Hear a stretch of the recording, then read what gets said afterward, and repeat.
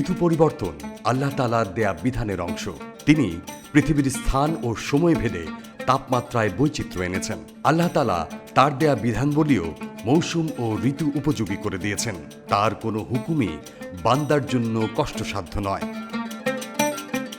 পবিত্র কোরআনে নাজিল হয়েছে, আল্লাহ তাআলা তোমাদের থেকে সহজ জিনিসই দাবি করেন, তিনি কঠিন ও দুঃসহ জিনিসের প্রত্যাশী নন।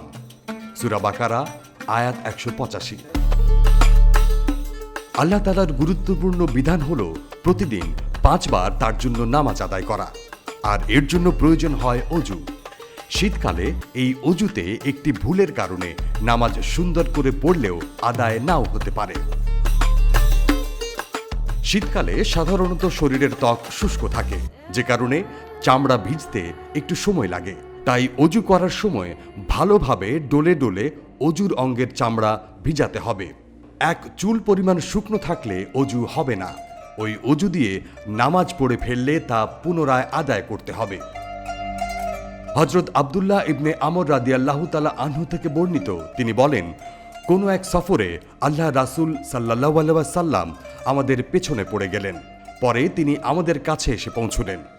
এদিকে আমরা নামাজ আদায় করতে বিলম্ব করে ফেলেছিলাম, তাই আমরা অজু করা শুরু করলাম। এ সময় আমরা আমাদের পা কোনো মতে পানি দ্বারা ভিজিয়ে নিচ্ছিলাম। তখন তিনি উচ্চস্বরে বললেন, সর্বনাশ, গোড়ালির নিম্নাংশগুলোর জন্য জাহান্নামের আগুন রয়েছে। তিনি 2 বা 3 বার এ কথা বললেন। বুখারী 96, মুসলিম 241। এটা মূলত অজুতে অঙ্গ ভালোভাবে না ভেজানোর জন্য তিনি এভাবে সতর্ক করেছেন। তাই প্রত্যেক অজুকারীকে যেসব কারণে অজুর অঙ্গ ভেজে না তা নিয়ে সতর্ক থাকতে হবে।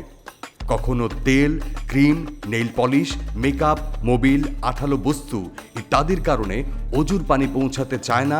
অজুর পানি না পৌঁছলে তখন তা আগে দূর করে তারপর অজু করতে হবে।